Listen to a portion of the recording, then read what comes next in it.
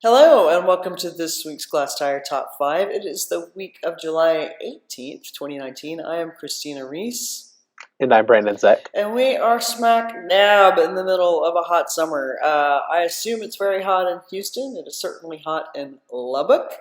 And this made us think of some things that we'd like to be thinking about, looking at, immersed in, which would be snow and ice. So this is actually a top 5 about some of our favorite artworks about snow and ice. There's some Texas artworks, some artworks that are just kind of the historical precedent that you have to include. And I'm sure we missed a ton also, or there were definitely ones we thought about but we didn't include. So let us know all the artworks about snow and ice that we missed. With that, we are going to jump in. Mine, Brandon, are not in any particular order. They sort of are and they're sort of not. But I will say that one of my top artworks about snow and ice is Mark Quinn's, it's his Bloodhead. It's called Self from 1991. It's his own blood. He used 10 pints of his own blood. He cast his own head in blood, and it has to be refrigerated, very refrigerated, in a machine through glass so you can see it. Look, let me just get one thing straight. I don't think Mark Quinn is a very good artist. I don't like any of his work except for this one piece. It's a brilliant idea. It's very well executed. I think everything he's done since then is crap.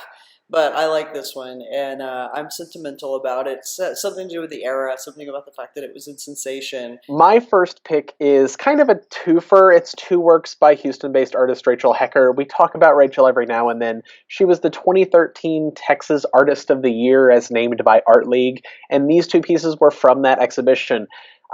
This show had multiple funny, amazing touch points to it, but there was one section of the show that was a snowman standing and looking longingly at a frozen landscape. And it's just kind of this beautiful, sad element within the exhibition. It's also really funny because it was faced completely away from the entry point to the show, so you kind of had to assume that there was a face on the other side of the snowman, and there was, and it was just a perfect little setup that captured Rachel's humor in her art wonderfully. All right, next on my list is a painting from 1878, maybe 1879, called Vue de Toit, which is called View of Rooftops in English. It's by Caillebotte. Gustav. He's not necessarily my favorite impressionist, but this is just such a great classic scene. This is Parisian rooftops after a snowfall. What's not to like? It's beautiful. It's evocative. We would all like to be there, standing with him on that balcony, looking at that scene. So I'm going from manufactured hyper-realistic snow to real snow with a work by David Hammond's Blizzard Ball Sale. It's bizarre. It's you get it. It's a joke. This is a piece where David Hammond's in Cooper Square in New York sold snowballs to passerby, or tried to sell snowballs to passerby. He had snowballs set up on a rug. It was about commercialization and about the life of people in New York and about these people who we don't think about that are selling things on the side of the street. All right, my next one is by Andy Goldsworthy, a land artist who is based in Scotland. He's done a lot of work with snow and ice. I guess if I had to narrow it down, it would be a piece from 1989 called Touching North. He went to the North Pole. He built 4 big, beautiful snow rings in a sort of traditional Inuit manner of building things that surround the North Pole. And so if you're standing on the North Pole and you're looking through any one of these rings in a sort of almost Stonehenge type way, you're always looking south. I like it that his work is ephemeral, that it almost always tends to go back to the land. He celebrates entropy. It's just a nice piece. He makes a lot of nice work, but this is probably his standout work with snow. My next piece it's another snowman. It's vaguely bloodheady. It's a snowman in a freezer by Fishley and Weiss. This piece, it was recently shown at MoMA in their sculpture garden. It was kind of, I assume, remade in 2016. It was originally created in 1987 as a site-specific piece, and it was powered by German power plant that produced heat as energy, but the heat produced the cool and the freezer, and, it's a little vaguely climate cycle. It's, again, funny. I think I'm gravitating towards funny with this because, snowmen are funny. Next on my list actually also uses real snow or real ice. It's Jeff Gibbons, a Dallas-based artist. His dad is an HVAC guy. That's what he does for a living, and I think Jeff has helped him off and on when he was a younger man. He's done a series of works of ice that he keeps its shape using HVAC machines inside buildings in the heat of Texas. He started in 2011. He was still doing it up until last year, or 2017 is the last time I saw some of this work at the power station. They're funny, they're clever, they're strange. The one wrapped around a big pillar at Central Track was maybe the first one that I had seen. It's sort of in honor of his dad, and it's definitely funny, and it's definitely also a bit of a statement on climate change and what we do to try to keep this ice alive in our climate that is very hostile to it. This next piece, again, it's kind of a callback to the last piece I chose, but it's by Texas artist Helen Altman. It's from her Altered Household series, and it is a snowman's head in a freezer. Again, kind of the same as the Fishley and Weiss piece, but it's a different kind of humor, it's a different kind of sensibility. It's not an entire snowman also, which is even weirder that you're just saving a snowman's head. I don't know, I might have a connection to this.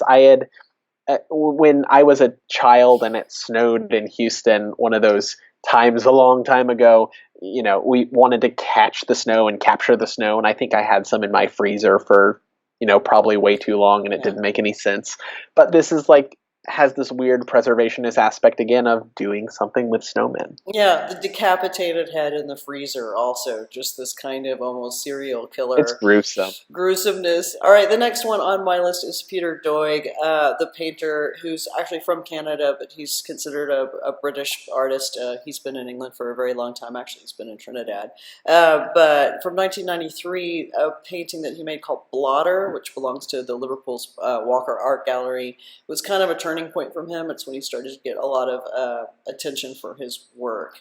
He's from Canada. He used to play hockey. I believe this is a painting of his brother on an ice pond out in the snow. It's just a nice piece. I think Peter Doig does snow and ice very, very well. This next piece is by Udegawa Hiroshige. It is a Japanese woodcut from the Edo period, like the 1830s, thereabouts. Whenever I think of snow or any kind of environmental landscape, I immediately think of any woodcuts by Hiroshige. Of course, The Great Wave is kind of the most famous print by him, but the way that he communicates the subtleties of tone within woodcuts, his carving technique was amazing. He had a shop that helped print them that was amazing, and this is just a beautiful kind of serene piece of art. Next on my list is Fox in the Snow by Courbet, 1860. You know that I like animals in art. This is a really good one. This fox, even though he's just torn up a dormouse, he looks really happy. There's a lot of energy in this painting and in this little fox, or this big fat fox. And one thing that I love about it is I've seen it for a long time because it belongs to the DMA. It's in the DMA. Another kind of more classic piece, and a piece that I immediately thought of when we talked about doing this top 5, was Caspar David Friedrich's Winter Landscape from 1811. It's an oil on canvas work. It's one of those that's in your art history books that you'll see and you'll recognize. It has this beautiful far-off castle in the misty, kind of snowy background. Again, it's a kind of a beautiful, serene, unsettling, because that was kind of Friedrich's bag thing, that just it's almost vaguely Monet-y a little bit also, which is someone we didn't choose for this list. So last but not least for me, and you could say this is my number one pick of snow and ice, it's Hunters in the Snow. It's also known as Return of the Hunters. It's Peter Bruegel the Elder. It's from 1565. I don't know that anyone would argue with me. This is an absolutely stunning painting. It lives in Vienna. You can see details of this painting online. You can get in on it. The details are wonderful. It is a peasant village. The hunters have come back from an unsuccessful hunt. Everyone's tired. The dogs are tired. The men are tired. The kids are skating. Life is just going on. in this place, and you feel it, and you feel the cold, and you feel the sound of footsteps in the snow. I mean, considering this is 1565, it's extraordinary. Of course, Bruegel was just extraordinary. So, And my last one, I don't know if it's as much of a recognized high point as that Bruegel painting, but my last one is Charles Sheeler's American Landscape, 1930s. It's actually in the collection of MoMA. And this piece, again, this was one that I might have picked instead of like a Monet Winterscape, but it has just this intense austerity to where you can really feel the cold. A lot of Sheeler's pieces depict the mechanization of the world and of American society, but they don't depict any of the workers or any of the people that have kind of fostered that along. And because of that, this piece just kind of has this washed out, wintry coldness that really just cuts through you. It's just clearly winter. You don't have to sell me on Sheeler. I'm crazy about Sheeler. We know that we left some key people off this list. Olafur Eliasson and his Icebergs in Paris. We left Ronnie Horn off the list. I really do like that work. Actually, we left Simon Beck off the list. Katie Patterson. Local people, Amada Miller just recently made a record that was made of ice that showed at Blue Star Contemporary. Yeah, sure. Brian Fridge, those crystals floating in black space, as far as I know, those are ice crystals in a freezer. The way he set up the camera is kind of the big mystery to those beautiful works. A piece that we just included in the top 5 of Snowflakes Falling on Glass, Amplified, that's on view at the Southwest School of Art. There's a lot of snow art happening and ice art happening right now.